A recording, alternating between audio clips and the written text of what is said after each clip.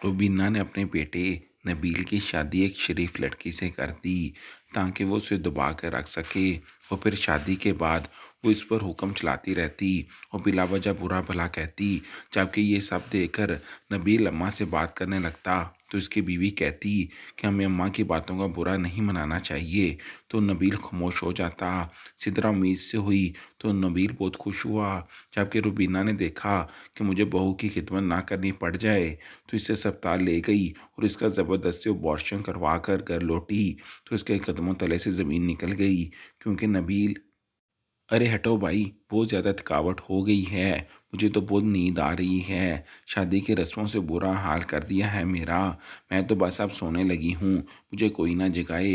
रुबीना दुल्हन के सजे सजाए कमरे में दाखिल हुई और सेज के फूलों की लड़ियों को एक तरफ हटाकर वो जल्दी से बेड पर लेट गई। बेड पर लेटते ही उसने आंखों के ऊपर हाथ रखा और सोने की कोशिश करने लगी। जबकि बेड की एक तरफ लहंगा फैलाकर बैठी सिदरा हक्का बक्का रह गई थी। आज उसकी शादी की पहली रात थी। उसे इस घर में ब्याह कर आए हुए अभी चंद घंटे ही तो हुए थे।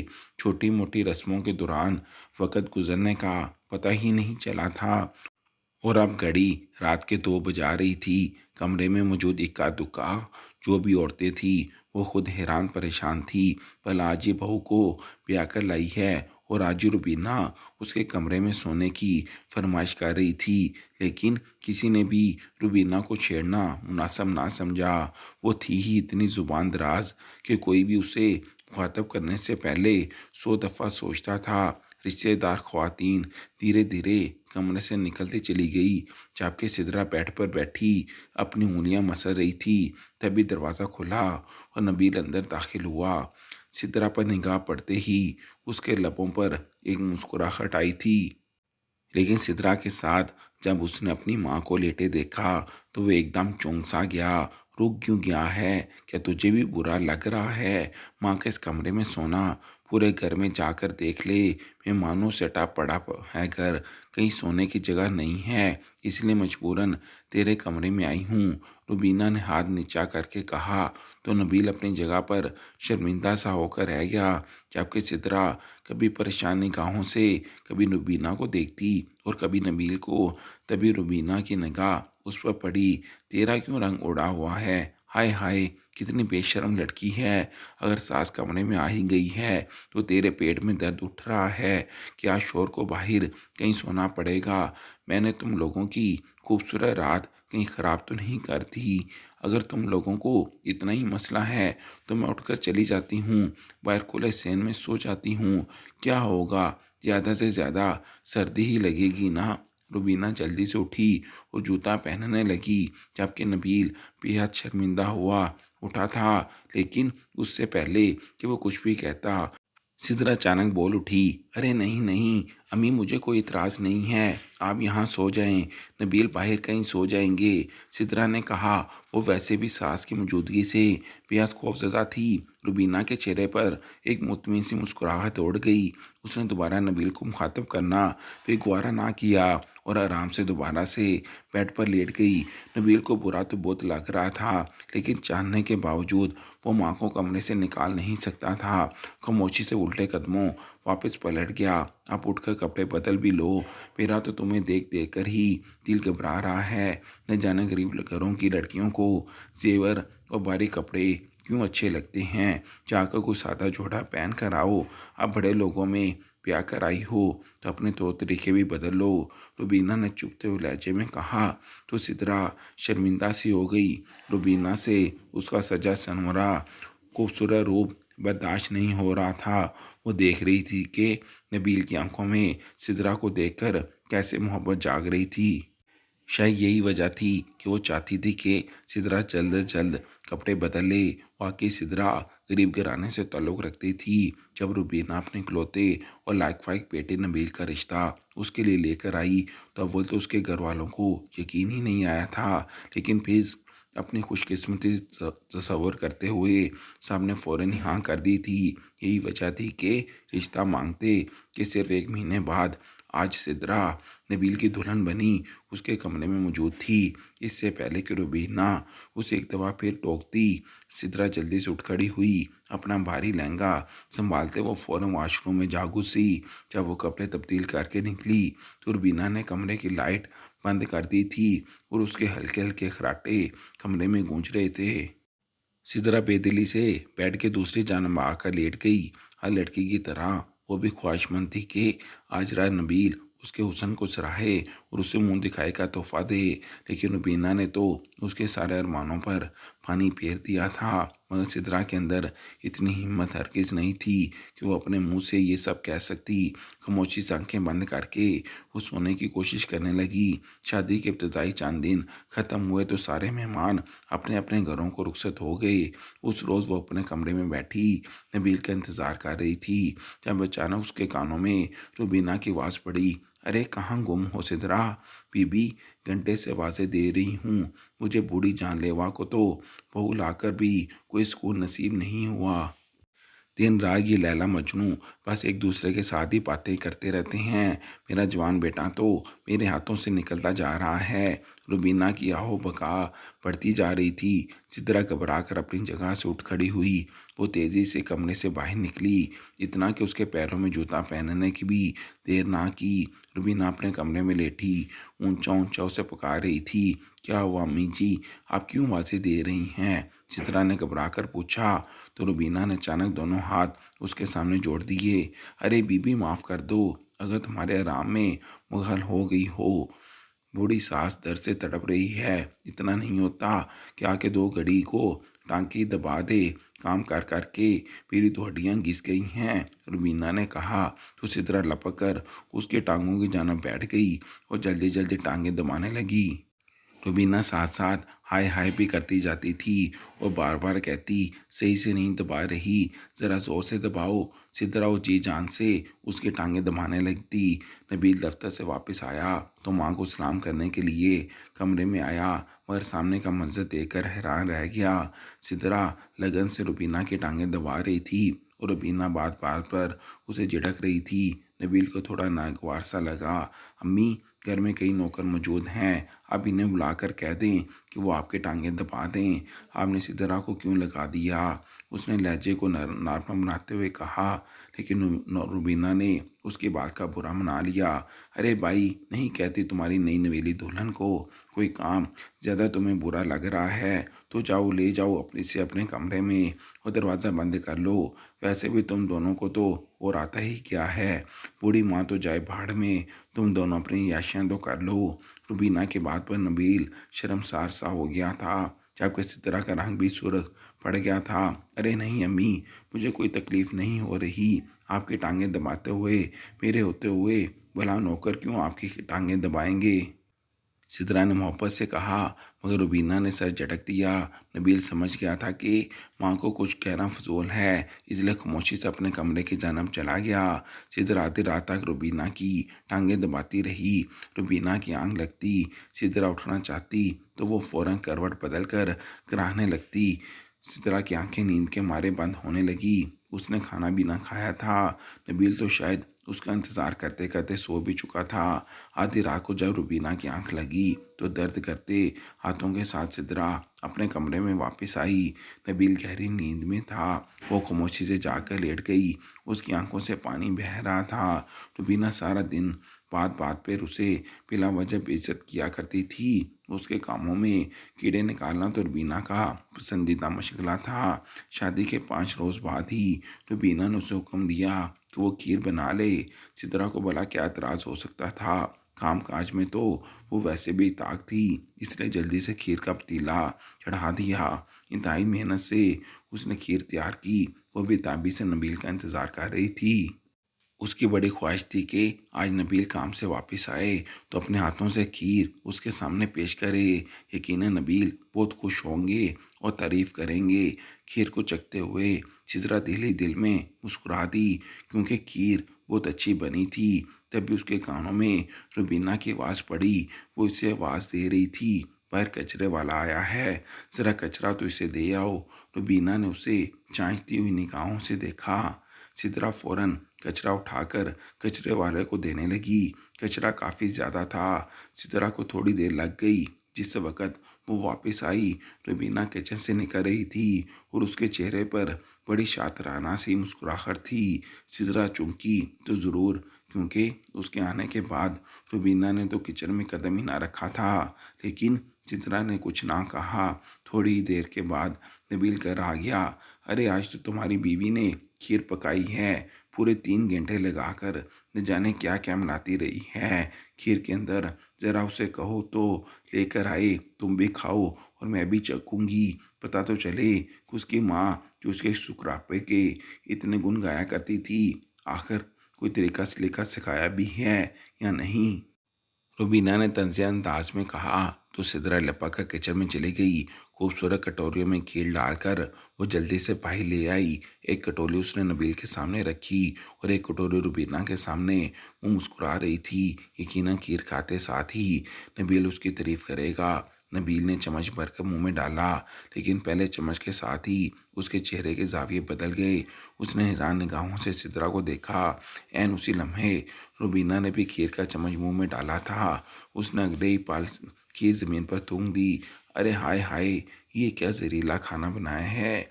माँ ने इतना नहीं सिखाया कि खीर में चीनी डालते हैं, नमक नहीं। ये तो कड़वी जहर हो रही है। उठा के ले जाओ इसे मेरे सामने से।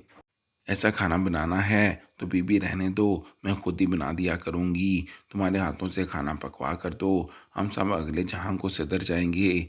रुबीना ने खीर की कटोरी को हाथ मारकर उसे परे लटका दिया था। सिदरा हक्का पक्का रह गई। उसने तो खीर बहुत बेहतरीन बनाई थी और जब चखा था तो उसमें भी कोई कमी ना थी। उसने बेख्तियारी आगे बढ़कर खीर का चम्मच मुंह में डाला, लेकिन उसे एक जोरदार झटका लगा। खीर में वाकई बेहद नमक तेज था। उसने हैरान होते हुए नबील को देखा। शायद वो कहना चाह रही थी कि उसने तो खीर में नमक डाला ही नहीं, लेकिन नबील बिल्कुल खामोश बैठा था। रुबीना ने तो हंगामा ही मचा दिया कि सारा दूध और सामान ज़ाया कर दिया। मुझे लगा था कि गरीब घराने की लड़की है तो रिज़्क़ को संभाल कर बरतेगी, लेकिन ये तो बिल्कुल ही फोड़ो पसली का है। 2-2 दिनों में हमें सड़क पर ले आएगी। रुबीना हाथ नीचा नचाकर सितरा को लान तान किए जा रही थी। वह बेहद शर्मिंदा हुई और माजरत करते हुए खीर की कटोरियाँ उठाकर किचन में चली गई। उसकी आंखों में बार बार आंसू आ रहे थे। उसे अच्छी तरह याद था कि उसने खीर में नमक नहीं डाला। अगले दिन शाम के वक़्त पड़ोस की एक औरत रुबीना से मिलने आई। रुबीना ने आवाज़ लगाकर सितरा को उसके लिए चाय बनाने का कहा। सिद्रा जल्दी से चाय बनाकर किचन से निकली, लेकिन किचन के बाहर ही उसके कदम जैसे ज़मीन ने झगड़ लिए। लाउंज में बैठी रुबीना पड़ोसन से कह रही थी, आय हाय बहन ना पूछो, मैंने तो ये गरीब घराने की लड़की ब्याह कर मुसीबत अपने गले में बांध ली है। ना कोई काम करना आता है, ना कोई सलीका है। नबील बेचारा तो खामोशी से बर्दाश्त कर रहा है, वरना सिवाय शक्ल सूरत के उस लड़की में और कुछ नहीं। जिसके नाम पर भी ऐसी चीज़ें लेकर आई है जिन्हें देकर ये उबकाई आती है। मैंने तो सब कुछ उठाकर काम वाली को दे दिया। ऐसे बर्तन भला मेरे घर में इस्तेमाल कब होते हैं। रुबीना के बाद पड़ोसन भी हाँ में हाँ मिला रही थी। सिदरा की आंखों में आंसू भरने लगे। हल्की सी आहट हुई तो उसने पलट कर देखा। उसके पीछे नबील खड़ा था और अफसोस भरी निगाहों से अपनी माँ को देख रहा था। अम्मी को ऐसे बातें नहीं करनी चाहिए। मैं अभी उनसे बात करता हूँ कि वो हर बात में तुम्हारी बेइज्जती क्यों करती हैं। नबील के लहजे में गुस्सा था। उसने आगे बढ़ना चाहा, लेकिन सिद्रा ने लपक कर उसका बाजू थाम लिया। नहीं, आप अम्मी को कुछ मत कहें, छोड़ें, वो बड़ी हैं, इस तरह की बातें कर भी देती हैं तो हमें नज़रअंदाज करना चाहिए। आप बात करेंगे तो बात ज़्यादा बढ़ जाएगी। सिद्रा ने आंसू पीते हुए नबील को मना कर दिया। वो तो बस इसे देख कर रह गया, लेकिन जब उसने मना कर दिया था तो फिर उससे क्या पड़ी थी कि वो रुबीना से बात करता। लिहाजा वो खामोशी से घर से बाहर निकल गया। सिद्रा आंसू पीते हुए चाय ले जाकर रुबीना और पड़ोसियों को देने लगी। रुबीना ने उसे किचन में खाना बनाना भेज दिया।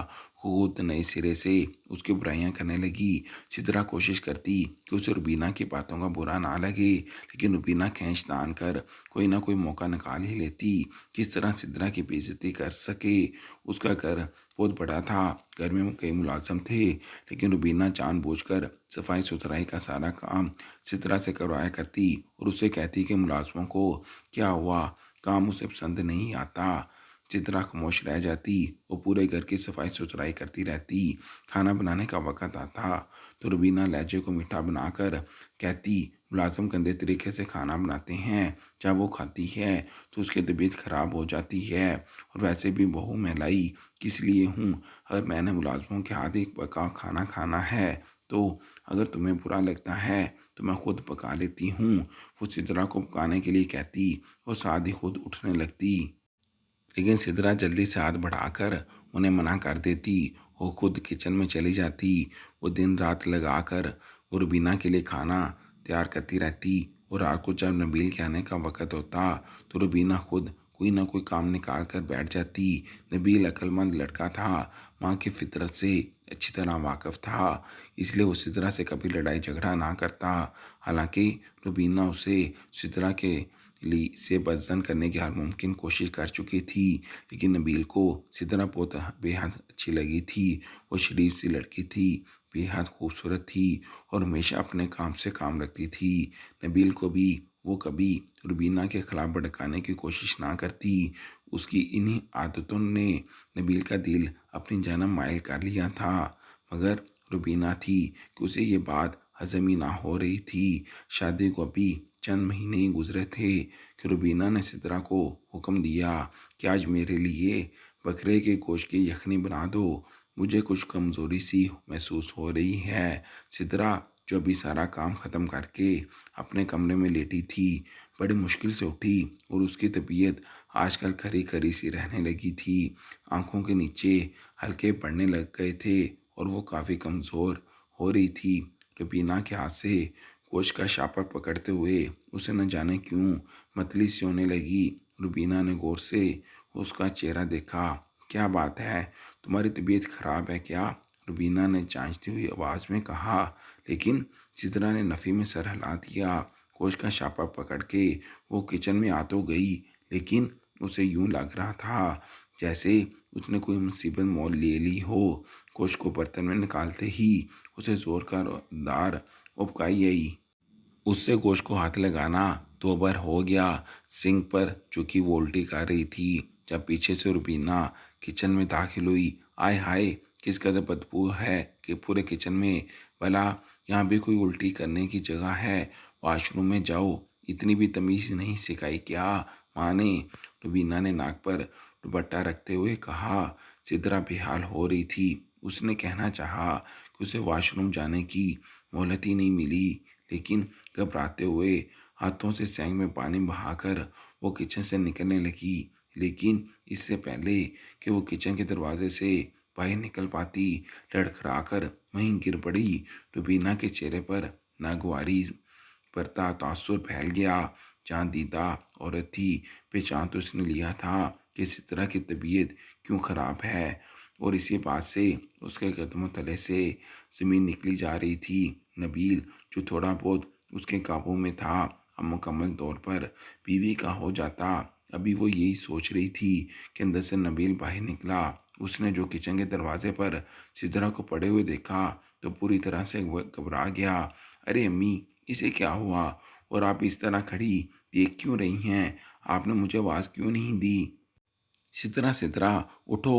वो बेताबी से आगे बढ़कर सिद्रा के गाल थपथपाने लगा। लेकिन सिद्रा मुकम्मल बेहोश हो चुकी थी।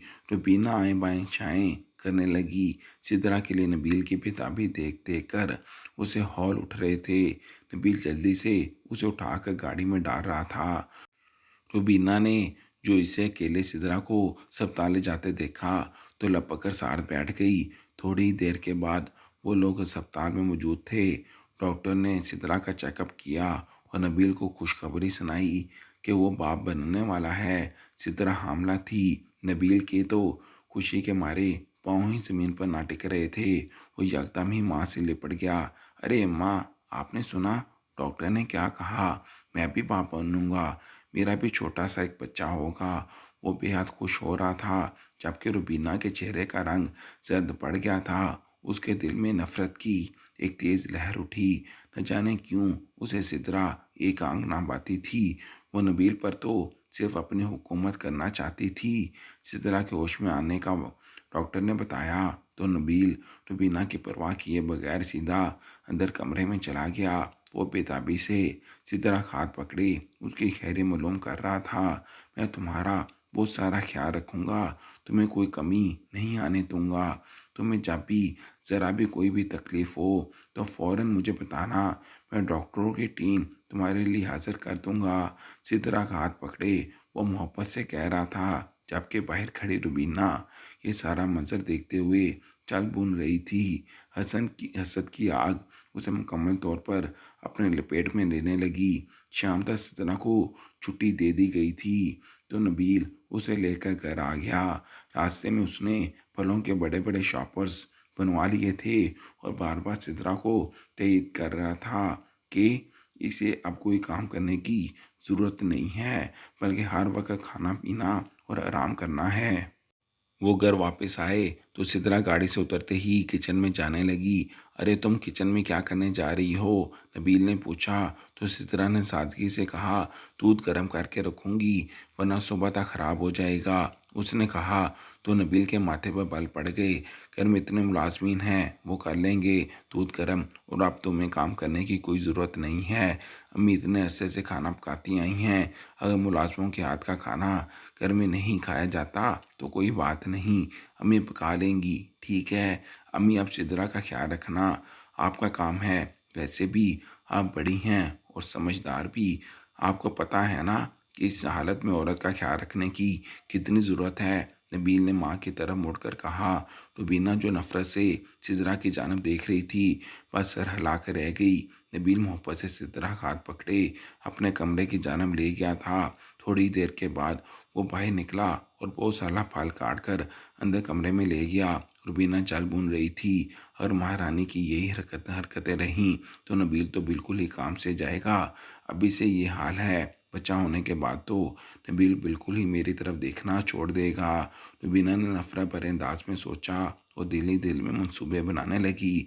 उसे जल्द कुछ ना कुछ करना था, लेकिन रुबीना जले बैल की बिल्ली की तरह पूरे घर में टहलते हुए वो बस यही सोचे जा रही थी। और तभी उसकी नज़र घर में काम करती पुरानी मुलाजमा शरीफा पर पड़ी। वो उसकी पुरानी हमदर्द थी और शरीफा अक्सर मुसीबत के वक़्त में रुबीना से पैसे भी लिया करती थी। थोड़े थोड़े पैसे करके वो अब तक बहुत सारे पैसे रुबीना से ले चुकी थी। चूँकि वो गरीब औरत थी तो इसीलिए अब तक वो सारे पैसे वापस ना कर सकी थी। रुबीना को अंदाज़ा हो गया कि उसे किससे मदद मांगनी चाहिए। उसने शरीफा को अपने पास बुलाया और उसे बताया कि जो वो करवाना चाहती है। पहले तो शरीफा का रंग उड़ गया, लेकिन वो रुबीना से काफ़ी कर्ज ले चुकी थी। रुबीना ने उसे साफ साफ कह दिया कि अगर वो उसकी मदद नहीं करेगी तो उसे उसी महीने कर्ज की सारी रकम वापस करनी है। शरीफा मजबूर हो गई, उसके पास कर्ज की रकम अदा करने के पैसे नहीं थे। आखिरकार उसने रुबीना की बात मान ली और उसे ऐसी जगह का पता बता दिया जहाँ वो अपनी मर्जी का काम करवा सकती थी। रुबीना मुस्कुराने लगी। अगली सुबह नबील काम पर गया तो रुबीना कमरे में चली आई जहाँ सिदरा लेटी हुई आराम कर रही थी। उसकी रंगत जर्द पड़ रही थी। तुम्हारी तो तबीयत बहुत ज़्यादा ही ख़राब है, अपने रंगत तो देखो, शुरू के महीने में ही तुम्हारा ये हाल है, तो न जाना आगे क्या होगा। एक बड़ी काबल डॉक्टर मेरी जान पहचान वाली है, ये नबील भी मेरा उसी क्लिनिक में पैदा हुआ था और मैं तुम्हें उसी के पास लेकर जाती हूँ। उसके इलाज से तुम बिल्कुल सेहतयाब हो जाओगी। रुबीना ने मोहब्बत से कहा। पहले तो सिदरा हैरान हो गई, भला सास ने आज से पहले कब उसे इतनी मोहब्बत से बुलाया था। सिदरा की हिम्मत ना हुई कि वो सास को इनकार कर सके, वैसे भी उसकी इतनी जुर्रत कहाँ थी। खामोशी से चादर ओढ़कर वो साथ जाने के लिए तैयार हो गई। रुबीना ने मुकम्मल एहतियात बरती थी कि किसी को इनके जाने का पता ना चले। खामोशी से रिक्शा पकड़कर वो सिदरा को लेकर उस छोटे से क्लिनिक में आ गई जिसका पता खाला शरीफा ने बताया था। खाला शरीफा ने कहा था कि यहाँ पर सारे गैर कानूनी काम बड़े आराम से होते हैं। ये औरत जो खुद को डॉक्टर कहती है दर हकीकत एक दाई थी और हमल ज़ाया करने में माहिर थी। रुबीना ने सिदरा को बाहर बिठाया और खुद अंदर डॉक्टर के पास चली गई। डॉक्टर से बात करते ही उसे अंदाज़ा हो गया उसका मनचाहा काम बड़ी आसानी से हो जाएगा। एक बड़ी रकम पर्स में से निकाल कर उसने डॉक्टर के हवाले की डॉक्टर मुस्कुराते हुए भाषण करने के लिए तैयार हो गई। उसका तो काम ही यही था। रुबीना ने बाहर आकर चित्रा को कहा कि अंदर चली जाओ, डॉक्टर तुम्हारा मुआयना करेगी। चित्रा लाइलम थी। उसे हैरत हो रही थी कि इतने बड़े अस्पताल में दिखाने के बाद आज रुबीना उसे एक छोटे से क्लिनिक में क्यों ले आई थी, जहाँ सफाई सुथराई का बुरा हाल था। पूरा क्लिनिक गंदगी में अटा हुआ था। चित्रा का दिल खराब होने लगा, लेकिन फिर भी वो खामोशी से अंदर जाकर मुआयने की टेबल पर लेट गई। डॉक्टर ने जल्दी से एक इंजेक्शन उसके बाजू में लगाकर उसे बेहोश कर दिया। यही तो उसका मकसद था। चित्रा को थोड़ी देर के बाद जब होश आया तो उसका हमल ज़ाया हो चुका था। पेट पर हाथ रखते ही उसे अंदाज़ा हो गया कि उसके साथ क्या जुल्म हो चुका है। वो पटी पटी आंखों से रुबीना की जानब देखने लगी, जो उसकी जानब देखते हुए मुस्कुरा रही थी। सिदरा फूट फूट कर रोने लगी। अम्मी, आपने ये सब कुछ क्यों किया? मेरी औलाद आपकी भी तो कुछ लगती थी। आपने धोखे से मेरा हमल ज़ाया करवा दिया। रुबीना ने एक ज़ोरदार कहकहा लगाया और बोली, बड़ी आई थी मेरे बेटे को मुझसे जुदा करने वाली। अब देखती हूँ किस मुंह से अपने शौहर को बताएगी कि तेरा बच्चा ज़ाया हो गया है। अगर तूने उसे कुछ भी बताया तो मैं यही कहूँगी कि तू खुद ही बच्चा पैदा करना नहीं चाहती थी और जानबूझकर हमल ज़ाया करवाया है। रुबीना के बात पर सिदरा सहम सी गई थी। वाकई नबील उसके बात पर एतबार करता या अपनी माँ की लड़खड़ाते कदमों से रुबीना के साथ वापस अपने घर आ गई। रुबीना बेहद खुश थी। आज उसकी फतह हुई थी। घर का दरवाज़ा खोलकर जब वो मुस्कुराते हुए अंदर दाखिल हुई, अब तो सिदरा और नबील की जोरदार लड़ाई होने वाली थी। दिल ही दिल में वो लड़ाई का तस्वर करते अंदर दाखिल हुई, मगर सामने का मंजर देखते ही उसके कदमों तले से ज़मीन निकल गई, क्योंकि सामने नबील खड़ा कड़े तेवरों से माँ की जानब देख रहा था। नबील के बिल्कुल बराबर में खाला शरीफा खड़ी थी। रुबीना को आते देखते ही उसने अपना चेहरा दुपट्टे में छुपा लिया। रुबीना को किसी गड़बड़ का अंदेशा हो गया था। नबील आगे कदम बढ़ाकर जोर से बोला, कहाँ लेकर गई थी आप सिदरा को? खाला शरीफा ने मुझे सारी बात सच सच बता दी है। मुझे देर हो गई, वरना मैं उससे क्लिनिक में आ जाता। कैसी माँ हैं आप? आपसे अपने बेटे की खुशी बर्दाश्त नहीं हुई। सिदरा की नफरत में आप ये भूल गई कि ये बच्चा सिर्फ सिदरा का ही नहीं बल्कि मेरा भी था। आपने मुझसे मेरी औलाद ही छीन ली। पत्थर का दिल है आपका। नबील की आंखों से आंसू बह रहे थे। रुबीना हक्का बक्का खड़ी रह गई। यहाँ तो पास से ही उलट गया था। नबील को काबू में करते करते वो तो उसके दिल से अपनी रही से इज्जत भी निकलवा बैठी थी। उसने कुछ कहना चाहा, मगर नबील ने हाथ उठाकर रुबीना को चुप करवा दिया। मैं जानता हूँ सितरा गरीब घराने की लड़की है, लेकिन ये मेरी बीवी है। अगर आइंदा आपने उसके साथ कोई जुल्म ज्यादती करने की कोशिश की तो मुझसे कोई बुरा नहीं होगा। जो कुछ आपने आज किया है, आज के बाद मैं आपकी शक्ल भी नहीं देखना चाहता। चलो चलो सिदरा। उसने आगे बढ़कर सिदरा का हाथ थामा और उसे अपने साथ पड़ा हुआ चार रंग का बड़ा सा बैग हाथ में पकड़ लिया। ये बैग वो पहले ही तैयार कर चुका था। तो बिना के कदमों तले से जमीन निकल गई। उसकी आंखों के सामने उसका बेटा अपनी बीवी के साथ घर छोड़कर जा रहा था। उसने आगे बढ़कर नबील को रोकना चाहा, मगर नबील ने एक झटके से अपना बाजू छुटवा लिया और सिदरा का हाथ पकड़कर घर से निकलता चला गया। दोनों की आंखों से आंसू बह रहे थे। इन दोनों का नुकसान इस कदर ज़्यादा था कि शायद सारी उम्र ही काम ना होता। मगर अंदर खड़ी रुबीना फूट फूट कर रोते हुए नबील को आवाज़ें दे रही थी। बुढ़ापे में तनहा रह जाने का एहसास उसके रगों को चीर रहा था, मगर जो कुछ उसने बोया था अब काटने का वक़्त आन पहुंचा था।